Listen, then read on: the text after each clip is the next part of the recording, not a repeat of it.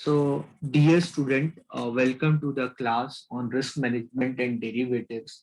And in today's class, we'll discuss this case study which came in the year 2017 in your question paper. So, altogether, this is a very cumbersome problem, and it will take a lot of time to do this problem in exam. I'm really doubtful why such a lengthy problem is being asked, and so what are the expectation of examiner to do this problem, because probably if you start solving this problem in notebook, it will take minimum 40 to 50 minutes for you to solve this problem. I'll do this problem in MS Excel because duplication of work is required, because here in this problem you have to do sensitivity analysis. If you see this problem requires you to work on sensitivity analysis. Okay, sensitivity analysis, that is what required to do in this problem.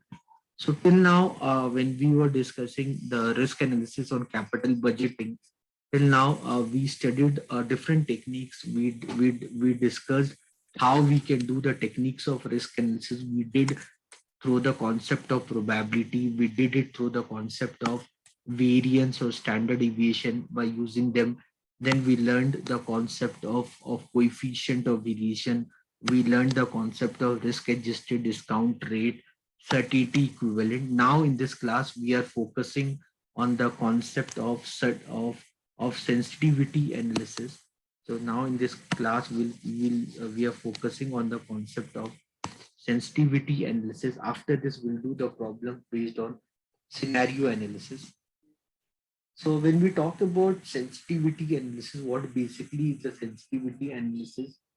By you working on sensitivity analysis, we try to see how much our NPV is getting affected if I change one variable.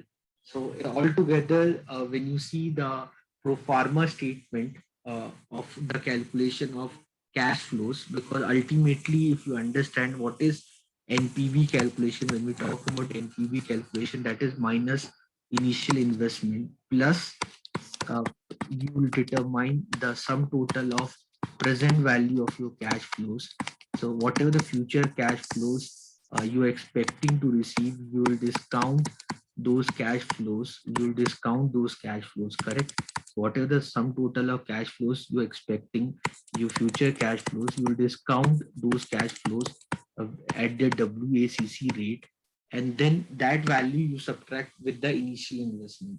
Now this cash flow, when we talk about this free cash flow, operating cash flow, capital cash flow, so different names are there of cash flow. Free cash flow to equity, I'm not going to detail of difference between them.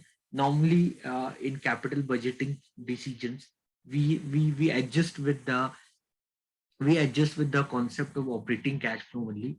So when we say cash flow, we say operating cash flow. When I say, so operating cash flow is basically your profit after tax, earning after tax plus non-cash expenses. So we add non-cash expenses in that.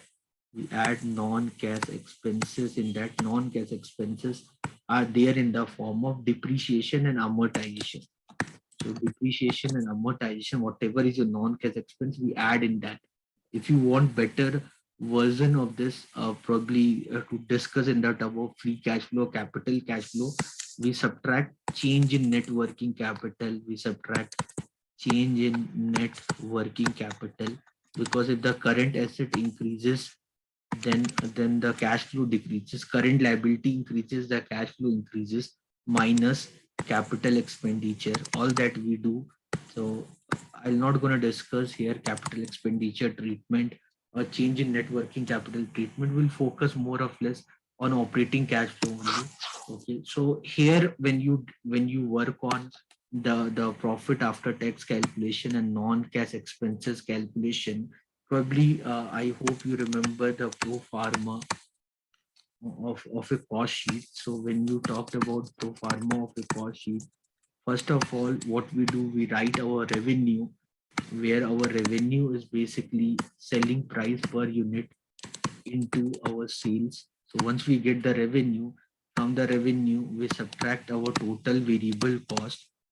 So So pro forma of cost sheet, if you see, you subtract the total variable cost from your revenue. So your total variable cost is basically variable cost per unit into number of units what you manufactured into number of units which are manufactured. Okay, so normally while solving the problem in exam and all, the sales revenue is basically selling price per unit into sales, no? I divide. So revenue is basically selling price per unit into sales. That you subtract from this, you subtract your total variable cost. Variable cost, total variable cost is variable cost per unit into number of units what you manufactured. So normally while solving problems here, we consider both this figure as same only, that whatever you're manufacturing, that much you're selling. It may or may not be same. So once you subtract them, what you get, we get contribution. Once you subtract them, you get contribution. From this contribution, what you do, you subtract your fixed cost. Certain time your fixed cost include depreciation, certain time that exclude depreciation. So you subtract fixed cost from this. So once you subtract the fixed cost from this, so you get an operating profit. So you get operating profit. So once you get the operating profit is also called EBITDA, earning before interest, tax, depreciation, and amortization. So from this operating profit or EBITDA, you subtract your non-cash expenses. You subtract your non-cash expenses, which is there in the form of depreciation and amortization. Okay, so you subtract your non-cash expenses, which is there in the form of depreciation and amortization. If you when you subtract, you what you get, that we call as EBIT, earning before interest and tax. Then you subtract interest. Okay, so then you subtract interest, you get EBT, earning before tax. Then you subtract tax rate. Tax rate would be given in the problem. Once you subtract, you will get earning after tax. And on this earning after tax, you add back your non-cash expenses. You add back your non-cash expenses. So when you add back your non-cash expenses on your earning after tax, what you get is the operating cash flow. This operating cash flow, what you're getting, this operating cash flow will consider for solving the NPV problem. So this more or less, this is the pro forma of the cost sheet, or the this set of statement we follow for solving the problems related to NPV. Whenever we get the data, we solve the NPV calculation by using this set of data.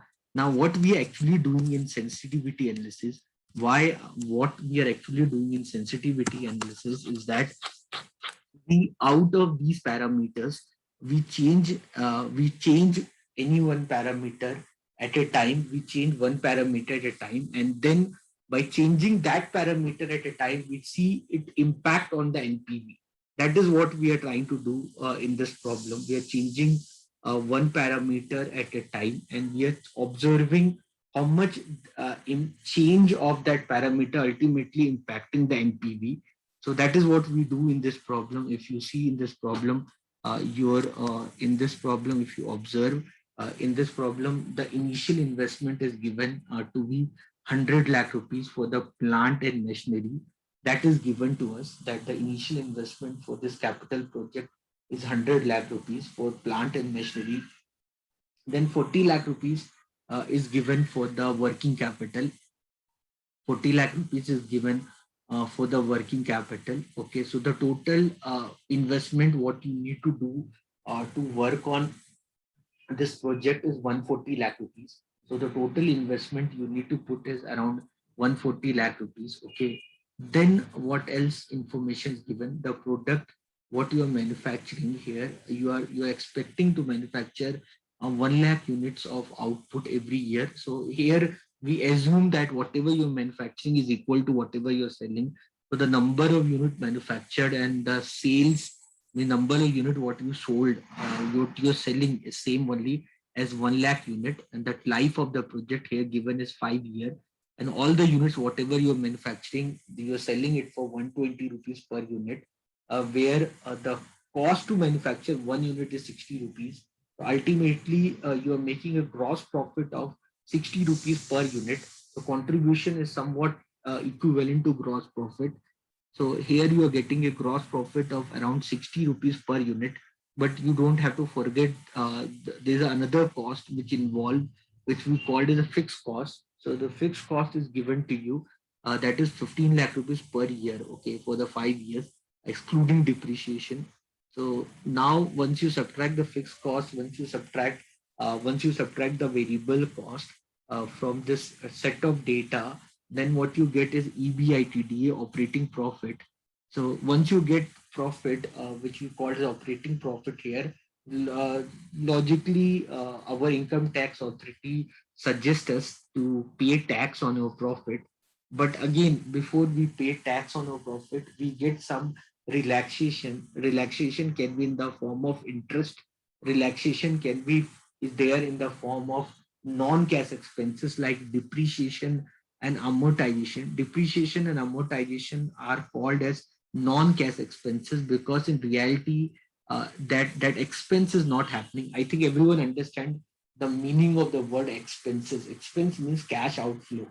For the operating process, you need to involve certain cash outflow. So those cash outflows are called expenses. Non-cash expenses means actually from your book of account, no money is going out, but then how you are using such kind of accounting treatment like depreciation and amortization. So depreciation is basically is the when I say depreciation, how will I define depreciation? Depreciation is probably, you can say it's an invisible cost. It is an invisible cost which probably which you are incurring year on year basis because of continuous use of fixed assets. So whatever the tangible assets you have, because you are using them for your operating activities, so definitely the age of that asset will decrease. Okay, definitely if you go tomorrow to sell those assets, whatever fixed assets you have in the market, nobody will buy at the price at which you bought any year before. So definitely the value of those assets will decrease. And suppose after any years, if you go in the market to sell that asset, and probably you will able to sell at very not very means lesser than what you bought. So the difference what will come, that difference will automatically will impact your balance sheet, because suddenly the fixed asset value, which was some X figure, will become the Y figure, and then to justify the difference to the management would be a little bit difficult task, because suddenly your balance sheet, your assets in the balance sheet was somewhat else, and now something else can happen. But you know that year on year basis, the value of the fixed assets, whatever you have, that value is decreasing. So our income tax authority give us a treatment. That treatment we called as the adjustment of depreciation, where we believe that on year basis, depending upon the kind of fixed assets we have, we can get the value through which the value of the fixed asset is decreasing year on year basis. We can follow straight line method, single discounting method, double discounting method, written down W written down value method. By that, we can figure out what is the value by which our fixed asset value is decreasing year on year basis. Here it is given in this problem that for depreciation we have to use WDV method. WDV stand for written down value method. Like every year it is given that we have to assume that our value of fixed asset is decreasing by 25% year on year basis. Okay, so initially the value of a fixed asset was around 100 lakh rupees. Every year it decreased by 25%. Every year it will decrease by 25%, it will decrease. So you can see here, you can see here, you can see here in this calculation. So initially our value of fixed asset was 100 lakh rupees. Then depreciation rate is 25%. So after the end of first year, it value becomes 75 lakh rupees. Now again for second year, again it depreciated by 25%. So this is the value of depreciation, and the remaining value left is 56 lakh 25,000. 56 lakh 25,000 means this minus this. I hope you understand. So this value is what you are getting. This value is your depreciation. This value is your depreciation, the year on year basis, the value which is decreasing, this is your depreciation. You're getting it right. So I hope you people are understanding this. So then tax rate is given here. So applicable tax rate which you need to consider in this problem is 40%. You need to consider the tax rate. The life of this project is given to you as 5 year, and post tax cutoff rate here is given as 12%. Means WACC you have to consider here for this problem as 12%. Okay, that you can easily understand by reading the problem how much the WACC you have to consider. Then what else is not here for this problem? You can see there's as such no data is given about the interest. Okay, the interest is not given, means not given means you will not consider. In case if they would have given that cost of debt, okay, and if they would have given that figure, probably would have used them, and probably that would have helped us to reduce our taxation, because although because that figure is not given, so we'll not consider only the value of interest for this problem. So as such, we have discussed all the required data what is given for this problem. Based on that data, we'll find the NPV of the project. Once we found the NPV of the project, having considering the life of project as 5 years, then we'll see how sensitive is the project NPV under these conditions. Conditions are given to us that if I reduce my selling price by 5%, so my selling price is given for this problem as 120 rupees. If I reduce it by 5%, 5% if I reduce means what? 120 minus 5% of 120. 10% of 120 is 12. So half of that would be 6. So if I make selling price as 114 rupees per unit, so automatically you can understand if you reduce your selling price or if you increase your variable cost, definitely your NPV will decrease, because more is the selling price, more would be the NPV, because that will ultimately will increase the revenue for the firm. So if you're decreasing the selling price, definitely the NPV will decrease. So we need to figure out how much the NPV gonna get impact because of decrease in selling price by 5%. And then we'll see the another parameter, that if I increase the variable cost by 10%, how much my NPV will get changed. Okay, that also I'll try to find out. So variable cost, if you increase, your NPV will decrease. Variable cost, if you decrease, your NPV will increase. So selling price is directly proportional to NPV. More is the selling price, more is the NPV. Variable cost is inversely proportional to NPV. More is the variable cost, less would be your NPV. Okay, increase the cost of plant and machinery by 10%. So if you increase the cost of plant and machinery, okay, automatically the NPV will decrease. Okay, because in NPV calculation, when we do NPV calculation, whatever the sum total of the cash inflows we are receiving, that we deduct from the initial investment. So if you increase this cost of plant and machinery, automatically this will increase the depreciation. Automatically this will increase the depreciation. If this will increase the depreciation, so that way it will impact the NPV. Then directly it will impact the NPV by working on the initial investment here. Okay, so all this I believe everyone is understanding. This much information is given in this problem.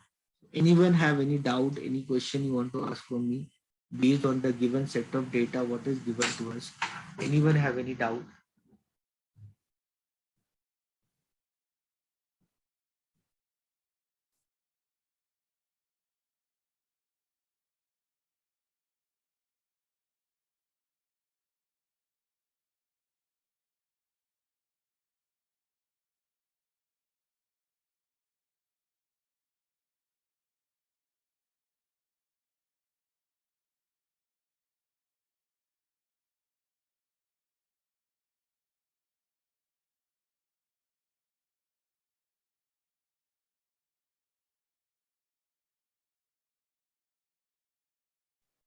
So I hope you people have understood whatever we have done.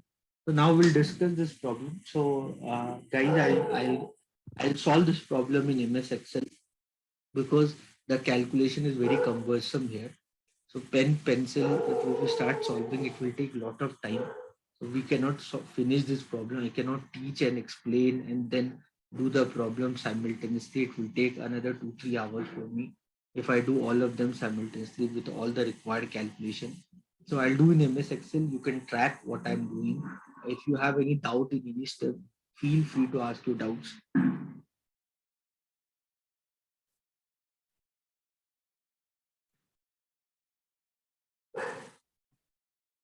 So here, if you see, in this problem, initial investment is given to you. Initial investment is given to you as 100 lakh rupees. Initial investment is given to you as 100 lakh rupees. So 100 lakh means 1 crore. 2, 3, 4, 5, 6, 7. This is 100 lakh rupees. This is your initial investment. So this money you're spending on plant and machinery. This money you're spending on plant and machinery. Then your working capital requirement is basically 40 lakh rupees.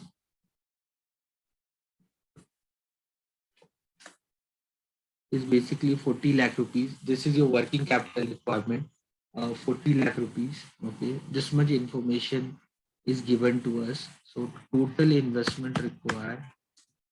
Total investment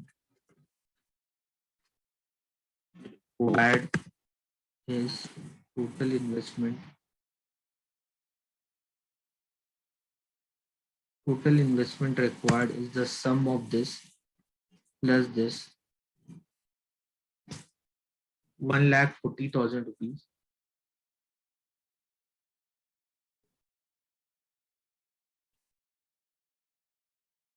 Format, I told already, Mohan. I told the format for this, all this calculation. This is what the format you have to use. This already I told you. You have done all this thing in second semester also when you did NPV calculation. We are just extending our discussion of NPV calculation here. We are trying to make all together this calculation complicated by changing the value, and we are seeing how much value is dependent on NPV. So this all information is given to us. So this all information is given to us. I just make put some color for this. Now I'll just do the pro forma particulars. So when I say particles, I'll give some year. Year we have 5 years the life of the project. 1, 2, 3, 1, 2, 3, 4, 5. Then sales. Sales given to us as 1 lakh rupees, right? Sales is given here as 1 lakh units. Sale is 1 lakh units. 1, 2, 3. So this is your sales. 1 lakh unit.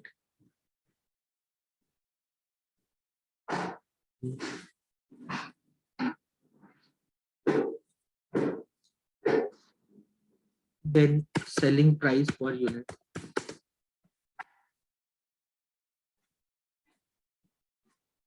That is 120 rupees if I'm not wrong.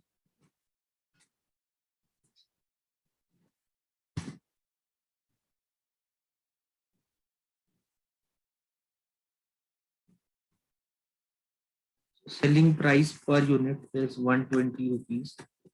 120 rupees. Variable cost per unit is 60 rupees per unit. With this, I'll find the revenue. So the revenue, which is equal to, you know, revenue is selling price per unit into sales.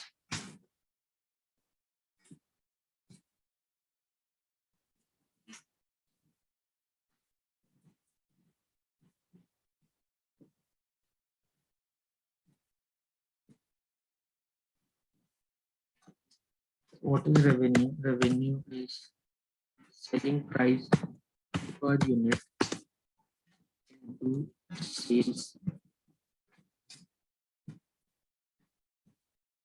Clear everyone? So sales is given 1 lakh unit every year. Selling price per unit is given 120 rupees.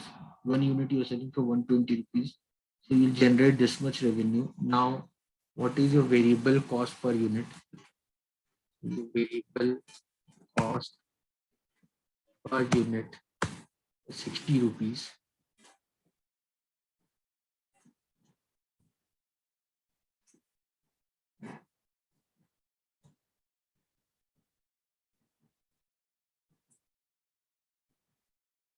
So now once you get the variable cost per unit, I'll find the total variable cost. It's very simple, nothing is complicated here. Total variable cost is variable cost per unit into, I'm assuming the number of unit I'm manufacturing is equal to the number of unit what I'm selling. So I'll find the total variable cost.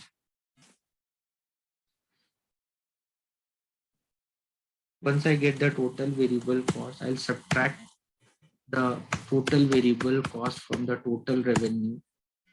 Contribution is revenue minus total variable cost.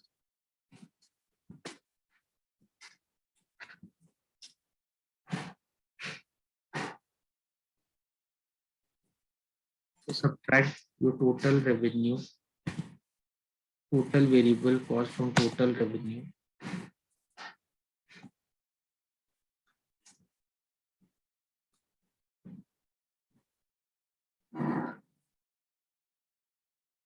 Anyone, any doubt?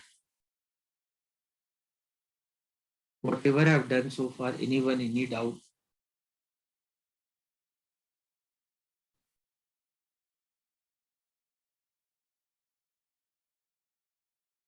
Once you get the contribution, contribution is revenue minus total variable cost. Now you'll subtract the fixed cost from it. Now you'll subtract the fixed cost from it. How much is your fixed cost? So, so how much is your fixed cost? Fixed cost here is 15 lakh rupees. So your fixed cost here is 15 lakh rupees.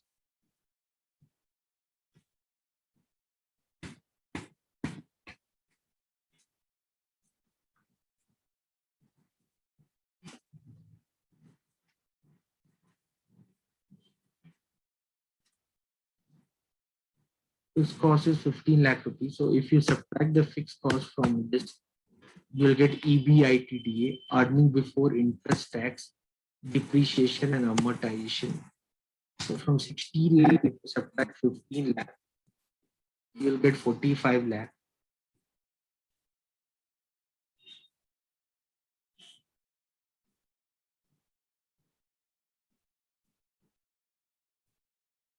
Anyone, any doubt? Once, then what you'll do, you'll subtract depreciation. Now, next thing what you'll do, you'll subtract depreciation step by step. What is the step by step? First, you multiply. First, you will multiply your selling price per unit with sales. You get the revenue. Then you subtract the total variable cost from the revenue. Total variable cost you will get when you multiply the variable cost per unit with the number of unit what you manufacture. So you when you subtract, you get the total contribution. Once you get the total contribution, subtract the fixed cost from it. Okay, so once you subtract the fixed cost from it, we call that is a EBITDA, earning before interest, tax, depreciation, and amortization. So depreciation is the accounting treatment of wear and tear of the fixed asset, while amortization is the depreciation of intangible assets. So normally amortization data normally not given in the problem. So you can ignore amortization. We only focus on depreciation. Now here, if you observe in this problem, for the depreciation, it is given that we are following WDV method. For depreciation, we are following WDV method. Every year, its value decreases by 25%. Okay, so I'll do a separate calculation for depreciation to get the value of depreciation. So calculation of depreciation here, I'll do a separate calculation of depreciation. So calculation of depreciation by written down value method. So different years are given to us. We have 5 year, 1, 2, 3, 4, 5. And here I'll find the initial value.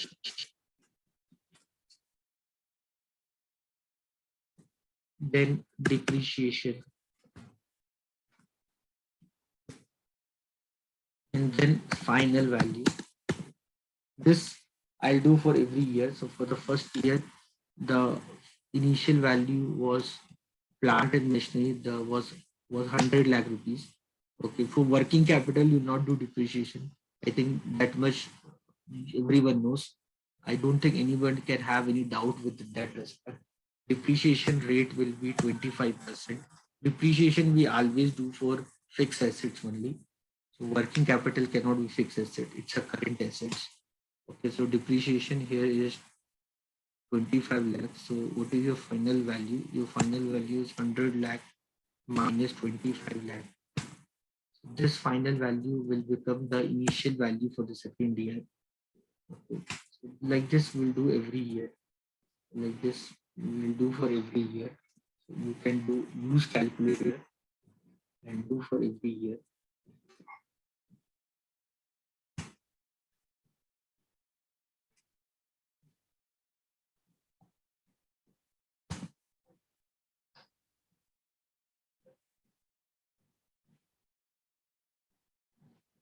Here everyone.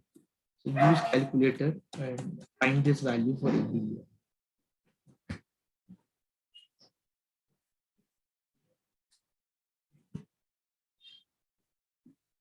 So this is the data of depreciation for every year.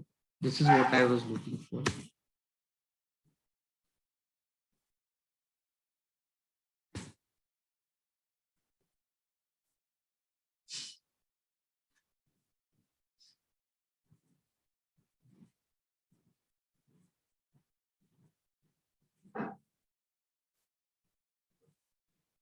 This is the value of depreciation which I was looking for every year. I'll just copy this data. So this is what I wanted. Depreciation value.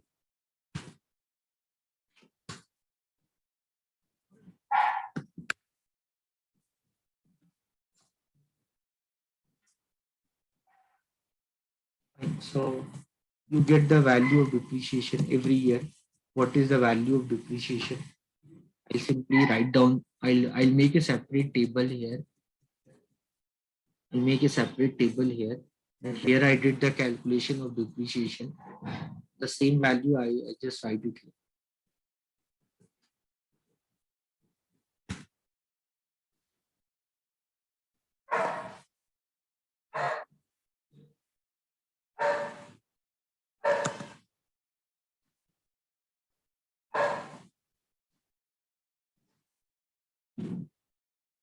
Anyone, any doubt?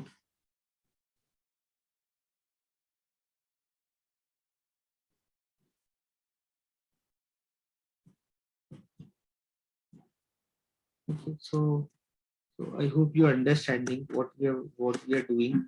So we have done so far. We found our revenue, and we subtracted the total variable cost from our revenue. We got the contribution, and we subtracted the fixed cost, which is given already 15 lakh rupees from a contribution. So then we get operating profit. Once we get that operating profit, we are going to subtract our depreciation from this data so that we get EBIT. Amortization anyway not given in the problem. So if you do this, you'll get is that is called earning before interest and tax. As we call it earning before interest and tax. So from 45 lakh rupees, I'll subtract 25 lakh rupees. So you can use calculator, find this value year on year basis. You can do that.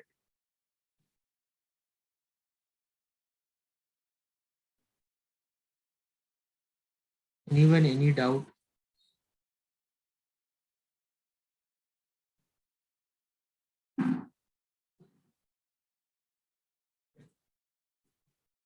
Simple. So in exam, you have to do all these calculations. Anyone, any doubt, any concern, anything you're not understanding? Mohan, last step, Mohan, you EBIT, na Mohan, this is called earning before interest. This you're talking depreciation or EBIT? EBIT is nothing but Mohan. I hope you have done enough these kind of problem in past.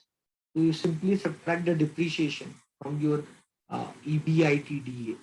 So you subtract depreciation from EBITDA, you will get EBIT. Very simple.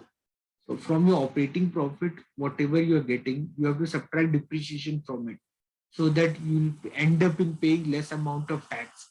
All this we are doing this adjustments for the payment of less amount of tax. In portfolio management, I believe your portfolio management would have started.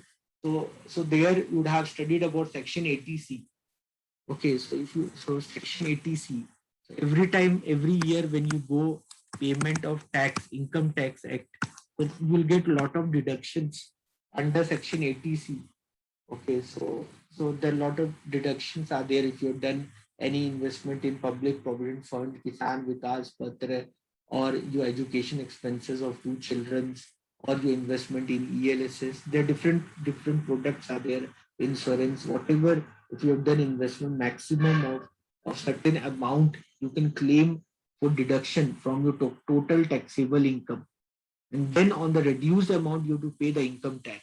So here also our income tax authority, as per the Income Tax Act, are giving us advantage or relaxation the time when we make the payment of tax. So we can deduct these values like depreciation, amortization, interest and all, and then the whatever value left on that, the whatever is the rate of tax that we need to pay. Here the corporate tax rate here for this problem is given as 40%. Clear? Anyone, any doubt, any question?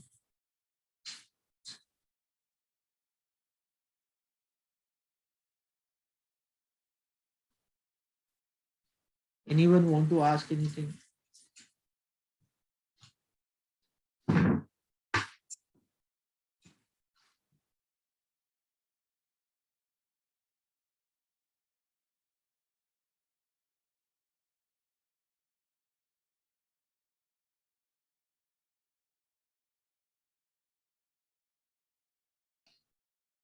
Clear everyone? Can we go ahead?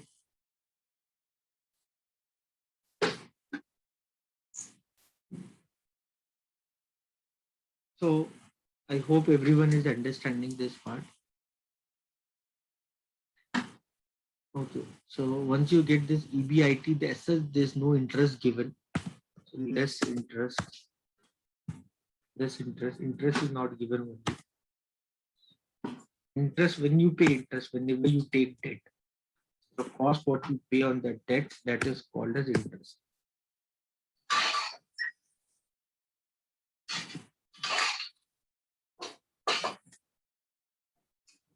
So as such, interest is not given. So earning before tax would be simply the same value. I hope you understand this. Simply the same value.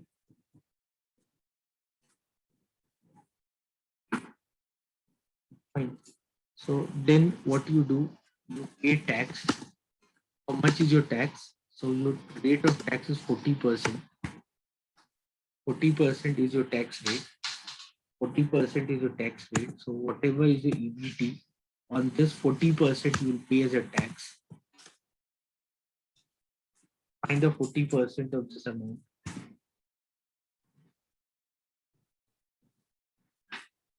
And the remaining 60% is your earning after tax. So remaining 60% is your earning after tax.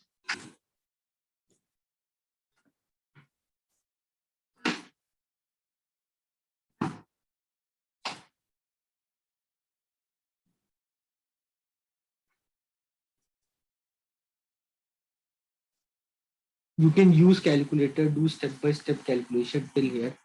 Ask me if anyone have any doubt. Use calculator, do step-by-step calculation. Ask me if you want to ask any question.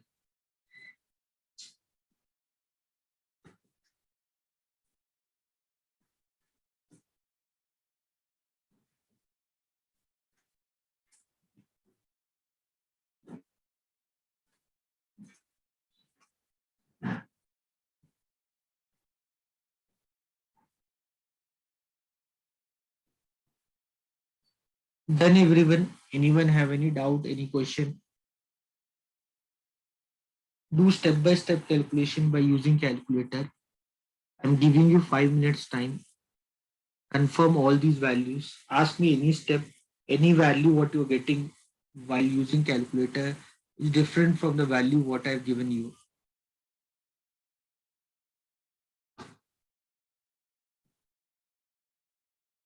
Take your own time, guys. Do this calculation slowly. No problem because in exam you have to do in notebook all this calculation.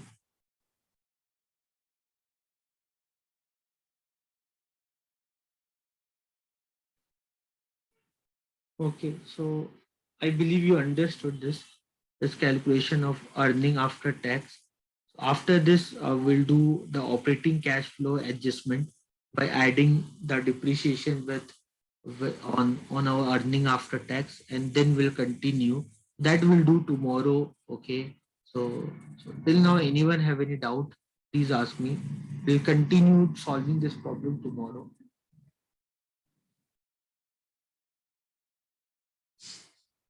This much from the today class. We'll continue our discussion tomorrow. Anyone, any question, anything you want to ask from me, please ask me. If everyone is clear with whatever I have done, then I'd like to wind up the class. I believe Ishwar has taken the attendance already. So we'll continue solving this problem tomorrow. Anyone, any doubt, any question, please ask me.